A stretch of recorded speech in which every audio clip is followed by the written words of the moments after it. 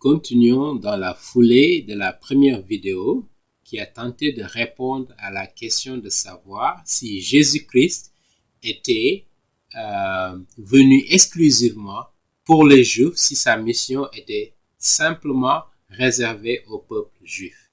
Et aujourd'hui, donc, dans cette foulée, nous voulons continuer notre examen de cette affirmation que font beaucoup de musulmans concernant la mission de Jésus-Christ.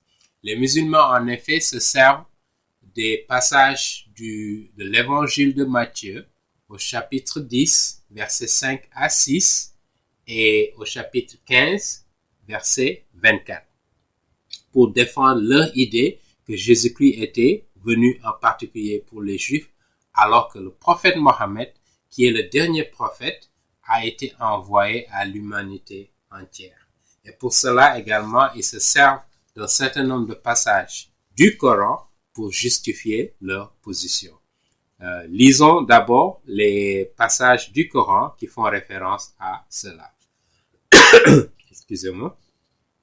Sourate 16, verset 36 nous dit « À chaque communauté, nous avons dépêché un envoyé avec ce message. Adorez Dieu, évitez les fausses divinités, les taghut. Il y en a eu parmi eux que Dieu dirigea et d'autres qui connurent l'égarement. Parcourez donc la terre et voyez quelle a été la fin de ceux qui criaient au mensonge. » Dans la sourate 34, verset 28, il est dit « Et nous ne t'avons envoyé qu'en tant qu'annonciateur et avertisseur pour toute l'humanité. » Voilà, donc le prophète Mohammed a été envoyé pour toute l'humanité. C'est un des versets sur lesquels se fondent les musulmans pour affirmer cela et pour réduire la mission de Jésus-Christ à une mission qui s'adresse seulement à Israël.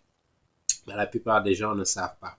Dans la sourate 10, verset 47, il est dit « À chaque communauté un messager, et lorsque leur messager vint, tous se décida à iniquité entre eux et ils ne furent point lésés. » Et nous voyons également dans la sourate 5, verset 48, il est dit quelque part « À chacun de vous, nous avons donné une loi et une voix. Si Dieu l'avait voulu, il aurait fait de vous une seule communauté. Mais il a voulu vous éprouver par ce qu'il vous a donné. Surpassez-vous en bonnes œuvres, c'est à Dieu que tous vous retournerez et il vous éclairera sur l'objet de vos différends. » Nous avons eu l'occasion d'examiner de près ce passage. Si vous n'avez pas visualisé nos vidéos sur les dilemmes de l'islam, je vous invite à y retourner. Les musulmans aussi utilisent la sourate 40, verset 78 et la sourate 21, verset 107 qui nous dit « Et nous t'avons envoyé qu'en miséricorde pour l'univers. » Voilà. Donc, un certain nombre de passages que les musulmans citent pour justifier que Jésus-Christ, justement, a été envoyé seulement aux Juifs. Il était venu pour un temps et que Mohammed est le dernier et le plus grand prophète.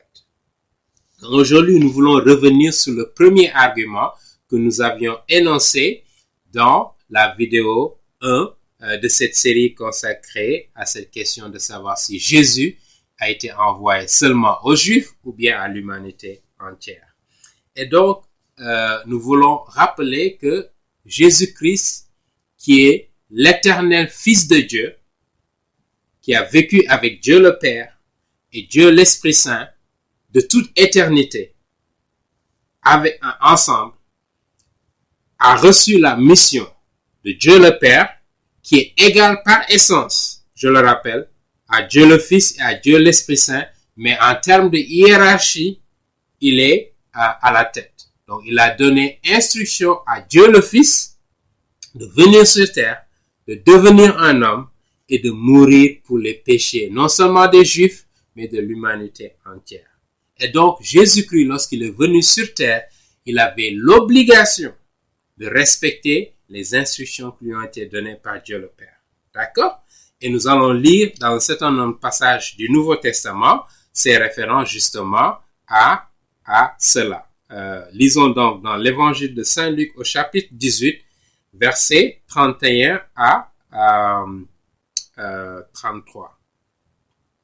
D'accord? Voici ce que Luc 18, versets 31 à 33 nous dit. Ok? Jésus prit les 12 auprès de lui et leur dit, voici, nous montons à Jérusalem et tout ce qui a été écrit par les prophètes. Donc, il parle de l'Ancien Testament à partir du livre de la Genèse jusqu'au livre du prophète Malachie, les 39 livres de la Bible. Il dit tout ce qui a été écrit par les prophètes au sujet du Fils de l'homme. Qui est le Fils de l'homme? C'est Jésus-Christ lui-même. S'accomplira. Donc, il était tenu de respecter tout ce qui a été prévu selon le moment où ça a été prévu d'accomplir cela et de le réaliser. D'accord? Voilà pourquoi Jésus-Christ, justement, devait rester en Israël pour s'assurer qu'il réalise exactement ce que Dieu le Père lui a envoyé de faire sur terre. D'accord? C'est clair ici, car il sera livré aux païens, qui sont les Romains, d'accord? Qui dirigeaient en ce moment le monde, en particulier la Judée. On se moquera de lui, on le maltraitera, et c'est exactement ce qui s'est passé. On crachera sur lui, verset 33, et après l'avoir flagellé, on le fera mourir, tel que ça a été prévu dans l'Ancien Testament. Et le troisième jour, il ressuscitera. D'accord? Mais il n'y comprit rien, ses paroles le restaient cachées, il ne savait pas ce que cela voulait dire. Naturellement, les disciples qui étaient avec Jésus-Christ ne comprenaient pas, comme les autres juifs qui étaient là également, ils ne pouvaient pas s'attendre à ce que Jésus-Christ, qui est venu comme un serviteur, puisse être le Messie qui a été prophétisé dans l'Ancien Testament. Ils s'attendaient à un conquéreur, un leader militaire qui va prendre contrôle d'Israël et qui va se battre contre les Romains pour prendre le contrôle et diriger le monde à partir d'Israël. Voilà l'idée que les Juifs se faisaient de Jésus-Christ. Voilà pourquoi lorsqu'il est arrivé comme un serviteur, il était avec les pécheurs, les publicains, les prostituées, etc. Il passait du temps avec ces gens-là. Ils n'ont pas compris qu'il s'agissait effectivement du Messie. Parce que le système religieux et politique fondé justement sur l'idée que le Messie qui va venir nous libérer. D'accord? Ils ne pouvaient pas comprendre que justement les promesses qui ont été faites dans l'Ancien Testament étaient en train d'être réalisées par ce Jésus-Christ lui-même qui est venu au premier siècle. Voilà le problème qu'ils avaient. Et nous pouvons lire également dans le même livre de Luc, dans le même évangile de Luc, nous pouvons voir également au chapitre 24, les derniers versets, versets 45 à 47. Regardons de près ce que Luc nous dit concernant justement Jésus-Christ avec la fin des temps. 45-47. Il dit, alors qu'il leur ouvrit l'intelligence pour comprendre les Écritures, parce que justement, ils ne comprenaient pas. D'accord? Verset 44, d'ailleurs, puis il leur dit, c'est là ce que je vous disais lorsque j'étais avec vous. Là, il est ressuscité et il apparaît à ses disciples et il leur rappelle ce qu'il leur disait lorsqu'il était avec eux. Il dit, il fallait que s'accomplisse tout ce qui est écrit de moi dans la loi de Moïse, dans les prophètes et dans les psaumes. Alors il leur ouvrit l'intelligence pour comprendre les Écritures. Et il leur dit, ainsi il est écrit que le Christ souffrirait, qu'il ressusciterait d'entre les morts le troisième jour, et que la repentance en vue du pardon des péchés sera prêchée en son nom à toutes les nations. Vous voyez bien ce qui est dit ici? Il ne dit pas seulement aux Juifs, mais à toutes les nations, à commencer par Jérusalem. Exactement. Voilà pourquoi dans sa mission, il s'est focalisé sur Jérusalem. Parce que les Juifs devaient prendre son message et le porter à la face de la terre. Voilà. C'est exactement la raison pour laquelle Jésus-Christ est venu et il s'est focalisé sur les Juifs. Et deuxièmement, vous vous souvenez aussi, lorsque vous lisez les évangiles, que Jésus-Christ interdisait à ses disciples, ceux qui ont marché avec lui pendant 3 ans et demi, il leur interdisait de révéler sa propre identité comme étant le Messie. Parce que pendant même qu'il leur parlait, qu'il disait qu'il allait mourir, qu'il allait ressusciter, il était avec eux, il guérissait des gens. Il leur révélait qu'il était le Messie. D'accord? Mais il leur disait de garder ça pour eux. Parce que justement, pour éviter que les Juifs n'interfèrent dans la mission que Dieu lui a confiée, pour qu'au moment voulu par Dieu, que les choses qui devaient arriver arrivent. Vous comprenez?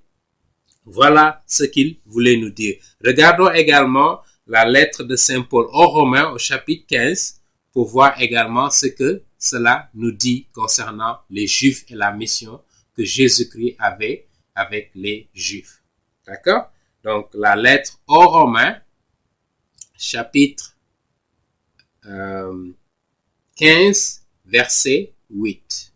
Ok? Toujours dans la version de la Colombe, pour voir ce que ce passage nous dit. Ce verset nous dit. Et donc, ici, si je donc présente ça à l'écran, je vous dis en effet que Christ est devenu serviteur des circoncis. Et qui sont les circoncis? Ce sont les Juifs. Parce qu'encore une fois, la circoncision, c'était le signe de l'alliance entre Dieu et le peuple juif et les Israéliens. Donc, le serviteur des circoncis pour prouver la véracité de Dieu en confirmant les promesses faites au Père. Voilà pourquoi il est venu et il a été le serviteur des Juifs. D'accord? Il était réservé aux Juifs, mais cela ne veut pas dire que le message pour lequel il est venu appartient exclusivement aux Juifs. Il est venu pour l'humanité entière. D'accord? En passant par les Juifs. D'accord? Et donc, il ne voulait pas que les gens sachent sa vraie identité. Pourquoi? Parce qu'il avait peur que les Juifs interfèrent avec sa mission. Et nous allons prendre un autre passage également dans l'évangile de Marc au chapitre 8, là où justement il était avec ses disciples et il leur demandait qui dites-vous que les gens disent que je suis? D'accord? Comment est-ce qu'il m'identifie? Qui suis-je selon les gens? Il demandait à ses disciples dans l'évangile de Marc, chapitre 8, versets 27 à 30, lisons-le rapidement. Il dit, Jésus s'en alla avec ses disciples dans les villages de Césarée de Philippe et en chemin, il leur posa cette question. Les gens, qui disent-ils que je suis? Ils disent Jean-Baptiste, d'autres Élie, d'autres l'un des prophètes. Mais vous, leur demande-t-il, qui dites-vous que je suis? Pierre lui répondit, tu es Christ. Christ, c'est un mot grec pour dire le Messie. Parce que le terme hébreu, c'est Meshiach. Et donc, verset 30, Jésus leur recommanda sévèrement de ne dire à personne ce qui le concernait. D'accord? Et pareil, si on prend également l'évangile de Saint Jean aux noces de Cana, chapitre 2, verset 3 et 4, il dit, comme le vin venait à manquer, la mère de Jésus lui dit, ils n'ont pas de vin. Jésus lui dit, femme, qu'y a-t-il entre toi et moi? Mon heure n'est pas encore venue. D'accord? Pour rappeler à sa propre mère que lui-même, il y a un moment déterminé où il doit révéler son identité. D'accord? Et il voulait que les gens respectent cela parce qu'il était là en mission, dans la fidélité totale à Dieu, la mission que Dieu le Père lui a confiée. D'accord? Et donc, les Juifs, en fait, avaient une fausse idée de qui le Messie serait, d'accord? Sur la base de ce qu'ils lisent dans l'Ancien Testament, ils pensaient que justement ce serait un leader militaire, même Jean-Baptiste lui-même, qui a annoncé l'arrivée de Jésus-Christ et qui l'a baptisé. Lorsqu'il était en prison, se demandait est-ce que c'est Jésus-Christ, celui qui l'a baptisé, qu'ils attendent, ou bien c'est quelqu'un d'autre. Parce qu'ils n'arrivaient pas à comprendre que Jésus, il est là, le sauveur des Juifs, et lui, il est en prison. D'accord? Il devait être premier ministre, mais c'est pas ce qui s'est passé. D'accord? Parce qu'ils avaient cette fausse idée de Jésus-Christ. Et regardons cela pour que vous ne pensez pas que c'est juste des affirmations que je fais. Regardons l'évangile de Saint Jean, toujours, au chapitre 6 et au verset 15. Voici ce qui est dit. Ok? Il dit, verset 14, ces gens, à la vue du miracle que Jésus avait fait, disaient, vraiment c'est lui le prophète qui vient dans le monde. Jésus, sachant qu'ils allaient venir l'enlever pour le faire roi, se retira de nouveau sur la montagne, lui seul. Donc, il savait ce que les Juifs, justement, essayaient de faire, voyant tous les miracles qu'il a accomplis. Ils disent que ça ne peut pas être normal. Ce doit être le Messie qu'on attend, donc le roi, mettons-le, qu'on l'intronise comme roi pour qu'il vienne nous libérer du joug romain. Voilà l'idée qu'ils avaient. Et c'est à cause de ça, justement, que beaucoup de gens n'ont pas compris l'objet de sa mission. Encore une fois, Jésus-Christ s'est focalisé sur le peuple juif. D'accord? Mais cela ne veut pas dire que son message était seulement réservé aux Juifs. Le message de Jésus-Christ, c'est un message du salut. C'est le Dieu de cet univers qui est devenu un homme. Pourquoi? Pour mourir sur une croix. Pourquoi? Pour racheter la race humaine. Parce que le péché nous sépare de Dieu. Dieu est saint.